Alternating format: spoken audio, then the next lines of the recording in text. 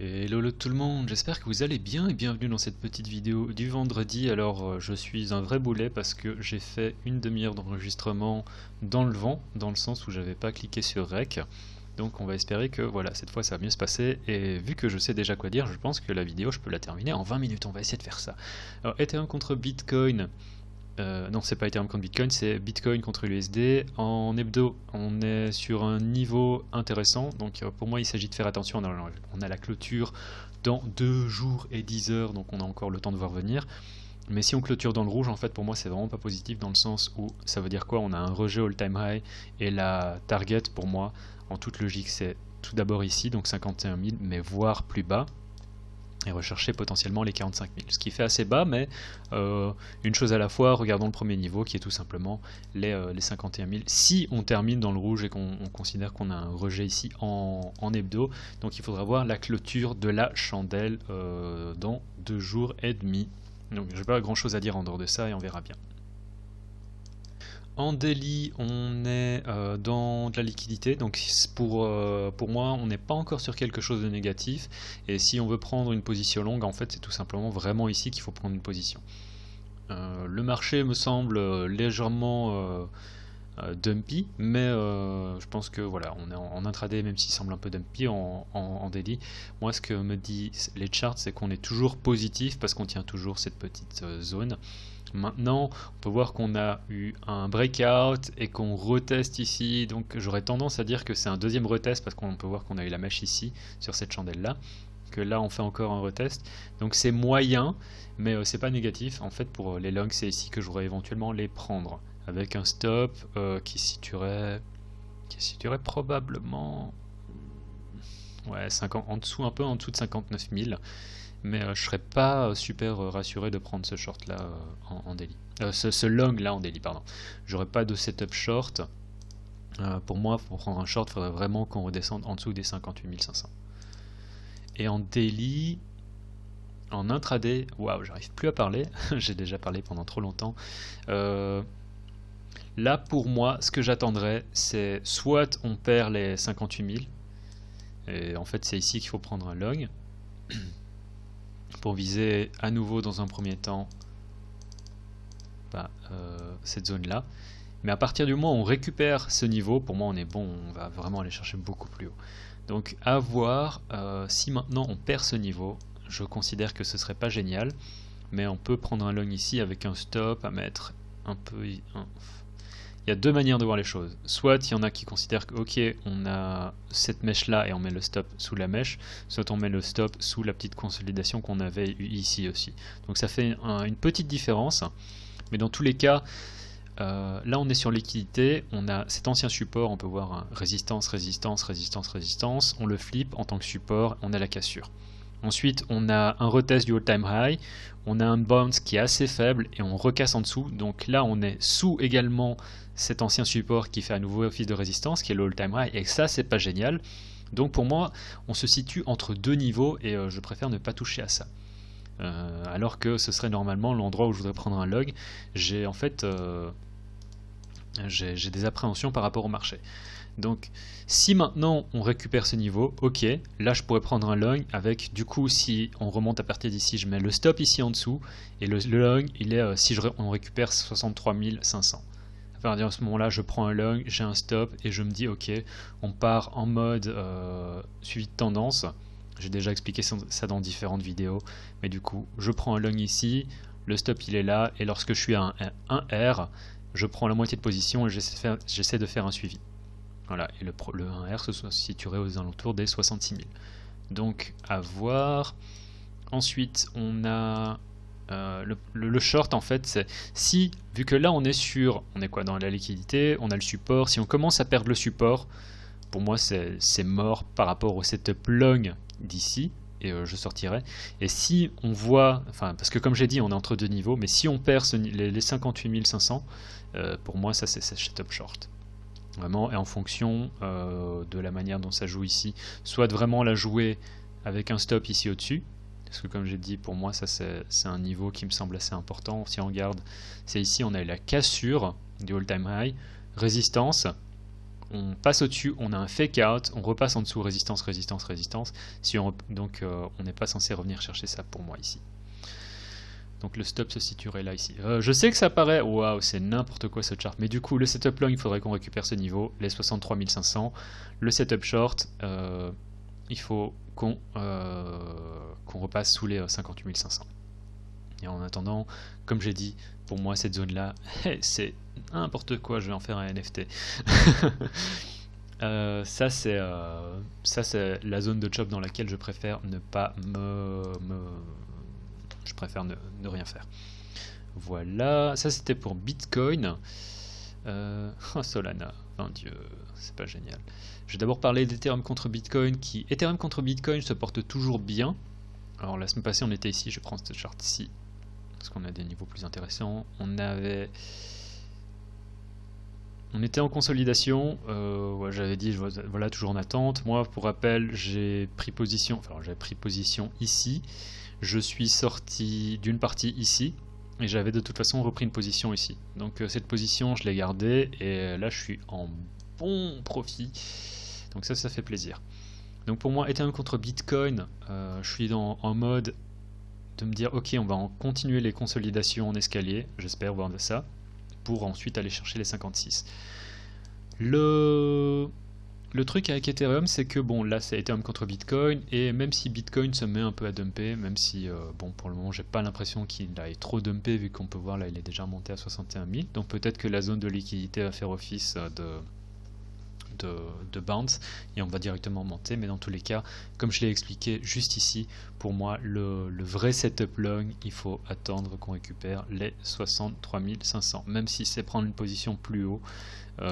C'est la manière dont moi je vois le marché, et si vous voyez pas le marché comme moi, il n'y a pas de souci, hein, vous pouvez prendre un long déjà à partir d'ici, comme j'ai dit, avec un stop ici en dessous. Et aussi si on repère les 59 500, pour ceux qui sont en long ici, je penserais peut-être à sortir déjà, pour limiter la perte. Et pour ceux qui se posent la question, ouais, comment tu fais ton calcul de position, il y a le calculateur de position qui est dans la description, donc n'hésitez pas à le télécharger, c'est gratuit.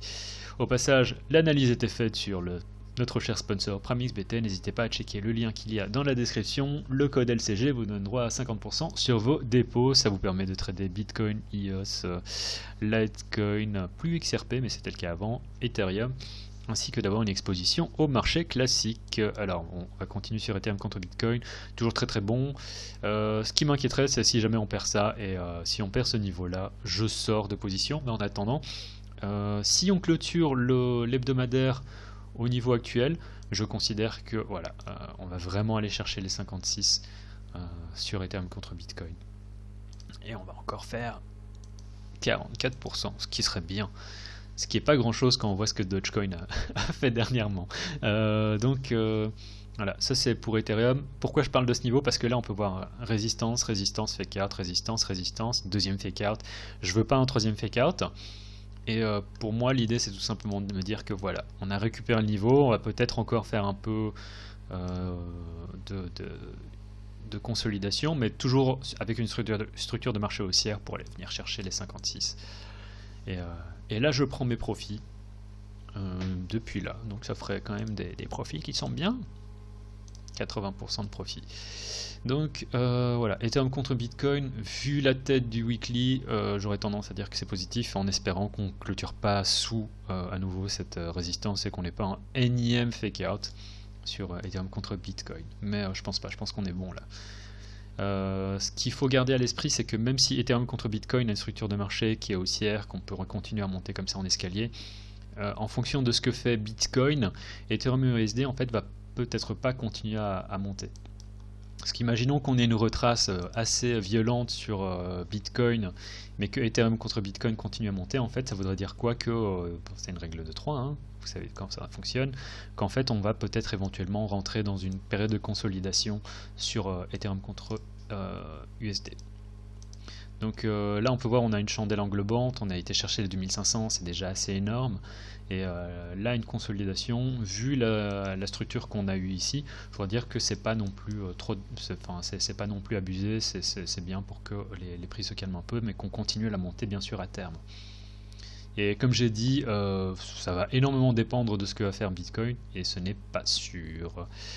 Litecoin contre Bitcoin, on est toujours positif aussi, hein, enfin, dans la vidéo de lundi je vous ai dit ok, on tient le support, donc ça reste bien et je veux qu'on tienne le support. On a continué à pumper et je me sens terriblement bien sur ce trade.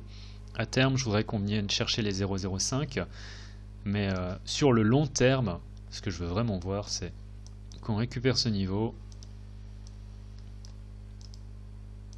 et qu'on fasse encore la consolidation pour faire du hey et aller chercher éventuellement les, je sais pas, le centième de Bitcoin. Ça pourrait être bien, vraiment, ça pourrait être bien. On n'est pas obligé d'aller chercher ça, mais si on fait un x2 encore sur Litecoin contre Bitcoin, ce serait bien. Et aussi, on peut voir que historiquement, après la downtrend, il a tendance à vraiment pumper fort. Donc à voir comment les prochaines semaines vont se passer. Si on regarde Litecoin contre USD, vraiment joli, et à mon avis on va vraiment venir chercher ce all-time high sur Litecoin. Et en fonction de ce que fait Bitcoin, enfin je veux dire, même les 500 $, ce serait éventuellement possible. Donc moi je reste très positif là-dessus. La structure de marché en weekly reste positive. On a fait une consolidation pendant un mois, donc ça nous sert de base. Et tout ce qui est aux alentours des 220, si on revient, en fait c'est aussi là qu'il faudrait prendre des positions long. Donc ça reste très positif ce qui se passe sur Litecoin contre USD.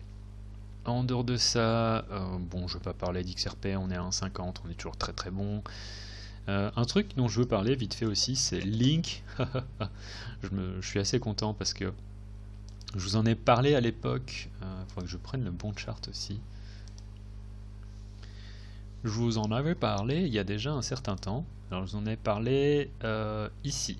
Lorsqu'on était ici, j'avais dit voilà, on a ça c'est le plus bas sur Link BTC. Avec pour rappel, c'était retrace de 70% déjà, 80%, j'ai rien dit. Et ça pour moi ça fait office du dernier support. J'ai pris position là, et puis je me suis dit oh là là, je sais pas ce qui se passe. Et là ça fait du bien parce que depuis ma prise de position, on était à 40% hier. Hein. Donc toujours très bon.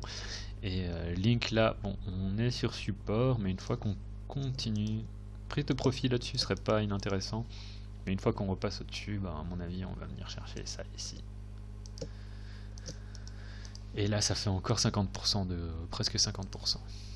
Oh, ça fait 56%. Si, c'est très bien. Donc, je suis assez content de voir qu'il y a des trucs qui... bon, ça prend du temps. Hein. C'est comme je vous ai partagé un truc sur Aave. Je sais pas du tout si... Bon, Aave, il est encore plus lent. Mais du coup, je vous ai partagé ceci. Donc, on était là. On a dit ok, pour moi c'est suffisant. Bon, on est repassé en dessous, j'ai pas coupé, et là je suis encore en profit, mais j'ai déjà remonté mon stop ici en dessous. Donc dans tous les cas, la limite elle sera inférieure à un R si je me fais sortir, parce que pour moi ça, on est dans aucun cas censé revenir chercher en dessous. Et Aave, pour moi, je vous avais parlé de ça à l'époque, de l'épaule, tête-épaule inversée qu'on pourrait éventuellement former, et ça reste encore dans les cartes, c'est encore quelque chose que je voudrais voir. Donc ah là là.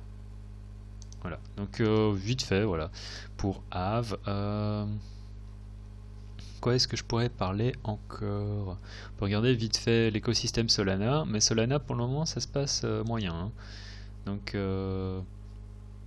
ça semble un peu rounding top ça.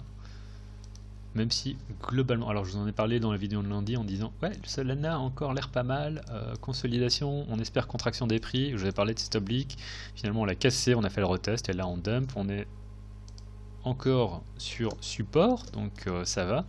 Si on casse le support, à mon avis, on pourrait vraiment venir chercher les 22. Donc en daily, si on regarde, on a ce niveau hein, qui fait office normalement de petit support, résistance, avec de la liquidité, mais on pourrait avoir une mèche qui va venir chercher les 22. Je pense pas qu'on vienne faire ça. Si on fait ça, ce serait vraiment dégueu, ce serait vraiment pas positif, mais je pense que tant qu'on reste là-dessus, on est encore positif sur Solana en daily. Voilà. Qu'est-ce qu'il y a encore? On peut parler vite fait de Radium, même si je pense qu'il se passe pas grand chose. Ouais. Moyen. Je vous avais dit qu'à terme, bon bah, et de toute façon, hein, c'est sur le long terme. Moi, Radium, je suis investi tant qu'on tient encore ce niveau. J'ai pas de soucis. Tant qu'on tient toute cette consolidation, on peut voir qu'on a une consolidation pendant près de plus ou moins une semaine. Et ça fait aussi notre structure de marché. Hein. Donc si on regarde, ça fait notre ancienne résistance. Là, ça fait notre support. Tant qu'on vient pas récupérer en dessous, pour moi, ça va. Si maintenant on vient redescendre en dessous, je me dis ok, c'est bon, je sors, je prends ma perte et puis voilà. Mais enfin, quoique, non, je resterai en position parce que voilà, je crois que je resterai un bag holder. Probablement, en fait, pour être totalement transparent avec vous sur Radium. Et voilà. En dehors de ça, bon, bah, je parlais vite fait de Doge. À mon avis, il n'est pas impossible qu'il ait... Alors, j'ai vu qu'il était monté beaucoup plus haut hein, dans le... Il est monté à 45 centimes. Mais là, on pourrait potentiellement être sur un top. On est déjà à 35. Mais l'air de rien, de 45 à 35. Hey, il a déjà perdu 25% en l'espace d'une heure. Donc ça pourrait être le top. Je ne sais pas. Après, on pourrait vraiment faire une consolidation et continuer. Hein. C'est ça qui est assez fou sur ce genre de choses. Donc voilà, c'est tout pour aujourd'hui. Ça fait une petite vidéo, 16 minutes, c'est bien. Je suis assez content. Et puis voilà, allez, c'était le cryptographe en vous souhaitant un excellent week-end. S'il y a des vidéos des ALT que vous voulez que je regarde, n'hésitez pas à me mettre ça dans les commentaires et je ferai ça dans la vidéo de lundi. Allez, tchuss.